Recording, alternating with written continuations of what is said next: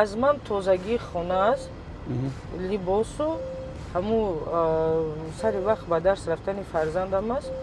духтарам ва сари вақт ба хона омадани шавҳар инам не марда бояд одам назорат накунад занҳо. бонувони азиз, мардҳоро бояд назорат накунед, телефонашонро накобед, мавзунат шуд, кисовашонам матон накобед. худорамати хисрам як рӯз наварусак будам. хостам занг задам ҳами ошиқӣ чӣ хел аст. баъд як васияти хуб дод. гуфт духтарам агар зиндагии оромро хоҳӣ, мардро контрол накун. Не, мардро ҳар гоҳ занг зада хона даро, ин чизоро накун. ё ин ки дар кисааш чанд пул доштанашро надон.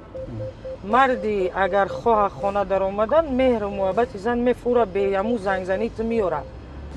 ё ин ки ҳамун марде ки агар хонаашро мустаҳкам кунад, ҳамун маблағро танҳо барои ту меёрад.